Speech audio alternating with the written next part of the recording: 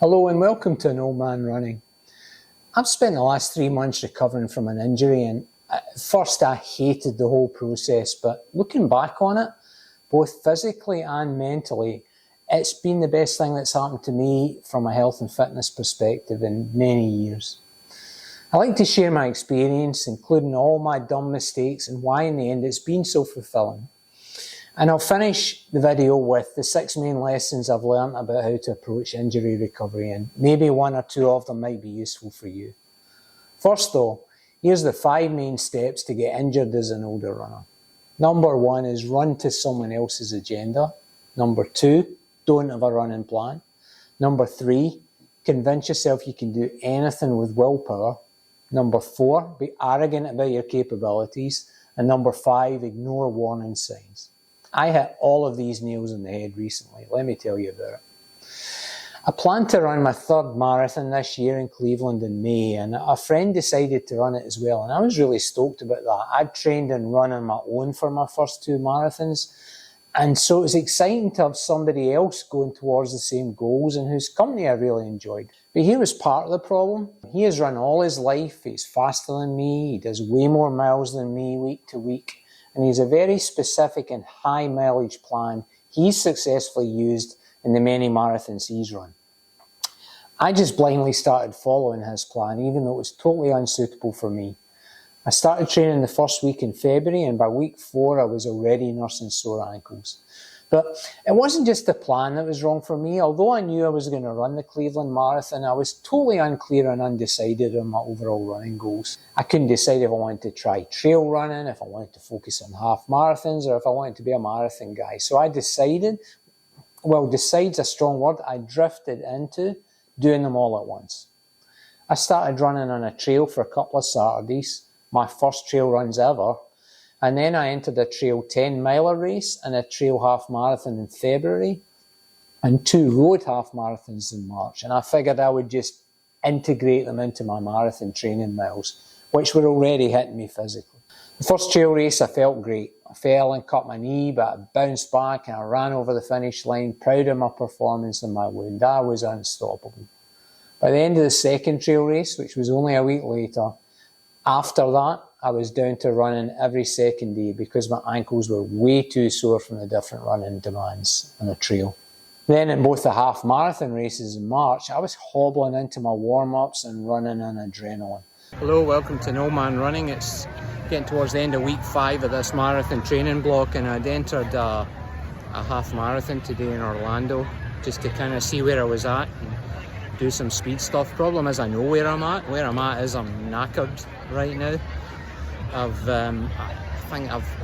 overtrained, or I ran some trail races that kind of screwed up my legs a little bit, so I'm feeling sorry for myself. I've got sore ankles, I've got a niggling Achilles, I feel tired. I'm not sure how this is going to go today. I've got a feeling it'll be like all the other tired runs I've been doing recently, but you never know.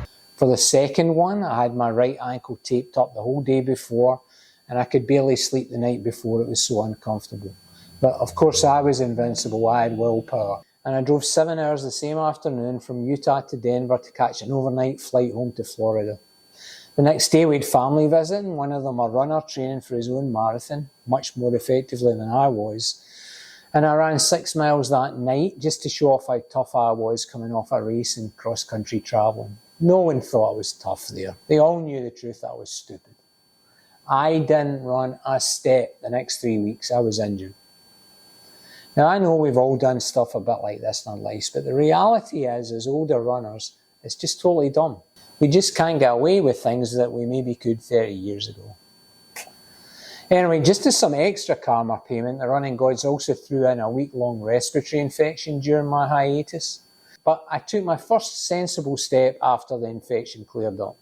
I got my doctor to refer me to a physio who treated me for a soleus muscle strain and inflamed Achilles. And for 5 weeks, I worked my way diligently through the relevant exercises. Also, I got taped up, I got massage, I got scraping. I made sure I had 1 complete rest day per week. I averaged 2 hours strength training. I even busted out my old bike and rower and got some cross training going. But my mind was still in the wrong impatient spot. In my head, I could still make the Cleveland Marathon in some way.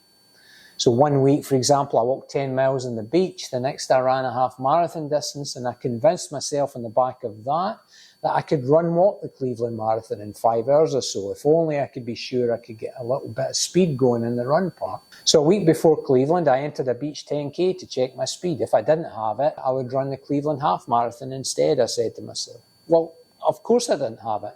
And then to cap it off, I re-injured my leg. No trip to Cleveland. And of course, I let my friend down. I had to travel there and run on his own. I needed the second injury reality check before I actually changed some bad habits and, more importantly, became more planned and intentional about how I was training to recover. So this is what I've done the last 8 weeks that has completely turned things around for me and completely changed my attitude to and enjoyment of running.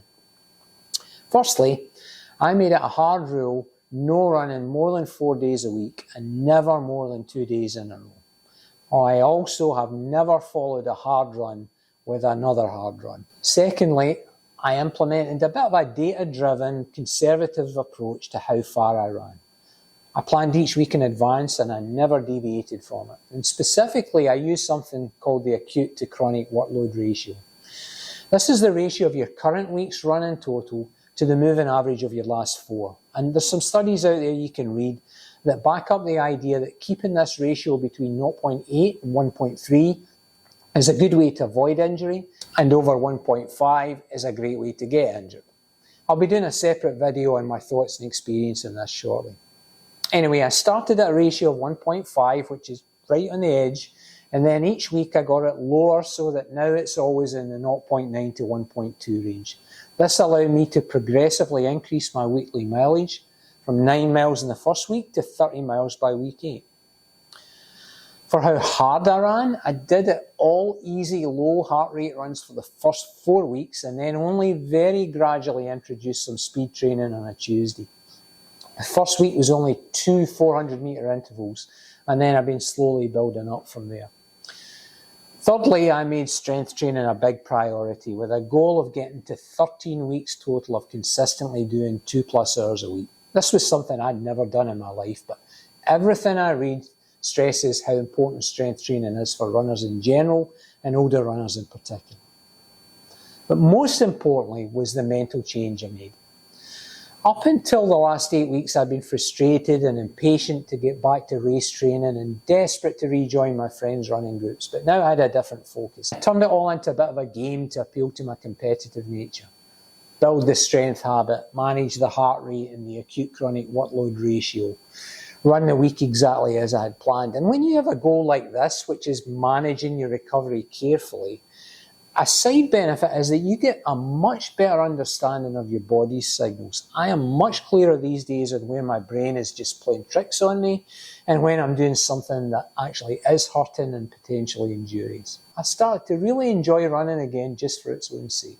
Now, I'd love to tell you that every day of my last 8-week recovery program has been a joy. Of course it hasn't. But the sense of achievement last week, when I comfortably ran my first 5K race in a long time, and then this week, when I finally got to my 13 weeks of habitual strength training, that was every bit as fulfilling as when I hit my Boston qualifying time at my last marathon. So here's the 6 main lessons I've learned from my injury experience. Number 1 is that patience is key. You've got to recognise that healing takes time and pushing too hard too soon can hinder your progress. You've just got to recognise and acknowledge when a previous goal is just unattainable. For me, I came up with 2 key ways of kind of restoring my patience. And the first was to develop a kind of in-the-moment mindset. I would appreciate things about the particular run that I was on at that time. The second was to get the more driven, less patient part of my nature focused on something else. So for me, I dug up a weeded part of my garden and planted grass seeds, and then I laid a paved patio and walkway in the garden.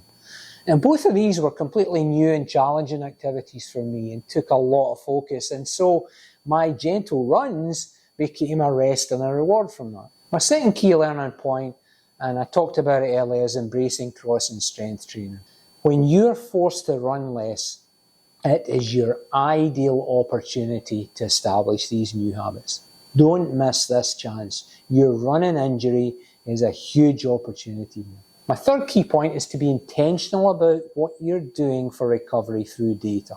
I keep a training log since I've started running, and it covers the basics like distance and time, but it also has my heart rate, my steps per minute, where the run was, what shoes I was wearing, and most importantly, a note of how I thought the run went. This gives me tons of useful information. Let me give you some examples of how that helped me in my injury recovery. Firstly, and obviously, I was able to calculate my acute to chronic workload ratio each week, and I talked about the benefits of that earlier. Other things, I know I've not run effectively when my steps per minute average under 173. Correlates very closely with times I've noticed bad runs. Also, I know the typical heart rates I should be at for a given pace when I'm really fit and how they rise over the course of a longer run, and I can track my progress back towards this benchmark. Through my notes, I've been able to identify 2 pairs of shoes that were not good for my injury recovery.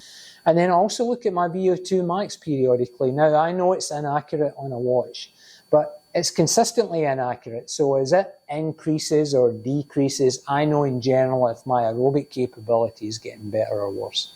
So all of these things give me encouraging indicators of improvement and early warning signs of decline, and they work in combination with my next key point, which is to listen to your body and not your lizard brain. Most people talk about listening to your body in the sense of watching for injury signs, and I get that and I appreciate its importance, but also you have to recognise that running is hard and that there's going to be some discomfort. And so if you were to give up at most signs of discomfort, you're going to get nowhere. And I maintain that properly listening to your body is a balancing act between pushing it to grow and stopping it from breaking. And there's 2 great maxims I've come across related to this that I love. The first is the 800-meter rule. Unless I am in searing pain, I assume my brain is lying to me about anything I'm feeling for the first 800 metres of the run. And only after that do I start paying attention to any pain or discomfort signals. I cannot count how many times this has got me past quitting. The second maxim is the rule of thirds. It says that a third of your run should feel great, a third feel way too much of a struggle, and a third are average. And the concept is that if you're always really comfortable, you're not trying hard enough. And if you're always struggling, you're taking on too much and courting injury. Another tool I use in listening to my body, I got from a podcast that had a sports physiotherapist guest, and he surprised me by acknowledging that injury recovery will involve running while the injury is not fully healed, and that stress can be an important part of the recovery. However, he had 4 rules to consider in deciding whether you're taking that too far, and unless you can say yes to all of the following, then you need to stop running and reevaluate. So the first was to develop a good feel for your pain scale from 1 to 10, and that unless your injury pain is below a 4 while you're running, then you should stop. The second is that the pain level should quickly decrease after the end of your run. His third point was that the next time you run, the pain level needs to be no worse and should be getting better. And then his final point was that your injury must be actually improving over time. And so you hit all 4 of those hurdles with a yes, you can run. You don't, you stop. The other side of this coin is my next point, and that is that rest and active recovery is just as important as training itself. During exercise, your muscle fibers undergo microscopic damage and metabolic stress, and rest allows the body to repair these micro tears, replenish your energy stores, and optimize hormonal balance. And by incorporating rest days into your training schedule, you're giving your muscles the necessary time and resources to recover and adapt. My wife would tell you that I used to be a bear on Mondays, my rest day. I got frustrated with not being active and running until I came to realise that rest days are an active part of your training programme. I now give rest days the same priority and importance as I do to things like long run and interval days. And also a rest day can be a chance to try other recovery tools, find out if techniques such as foam rolling, scraping, massage therapy, compression socks, cold water immersion can work for you in reducing muscle soreness or inflammation. Here's my final learning point from my injury recovery, and I think it's my most important, and that's to embrace and love the process itself. As an old cynical Scottish guy, I'm in no way naturally inclined to positive messaging and sunny mindsets, but I have to tell you I've worked at it over the last 13 weeks of my injury, and it's been transformative. The 5 things that work for me are as follows. Number 1 is celebrating milestones. At the end of each week on a Sunday night, I look back over my week's training and I think about all I've achieved that week, and it totally set me up for going again the next week. Second point was to practice self-compassion. I'm much kinder to myself during setbacks or challenging times now. I remind myself of my past achievements and I pat myself in the back for just trying. My third point is to embrace gratitude. It's just a fact of life that at some point as we get older, we'll get less capable, and then someday, in fact it could be any day, we'll have to stop running. I remind myself of the 5 years I spent struggling even to walk any decent distance before I get my hips replaced. And I don't take any opportunity to run for granted. Fourth point is to visualize success. When I've been struggling with a run I used to do with ease pre-injury, or when I just couldn't imagine getting through the next set of weight reps, I used to pick some imaginary marathon race in the future and see me running that last 400 metres past a bunch of people and hitting a new personal best. And it worked nearly every time for me. And finally, and I say this with complete sincerity, embrace the journey. An injury is a chance to test yourself in a new way, to learn new things about you and about running, and to rediscover some of the things that got you doing it in the first place. Make your injury recovery journey a chapter you look back on with pride, achievement and positive memories. If you've enjoyed this video or found it useful, please give me a like and please consider subscribing to An Old Man Running. Thanks for listening.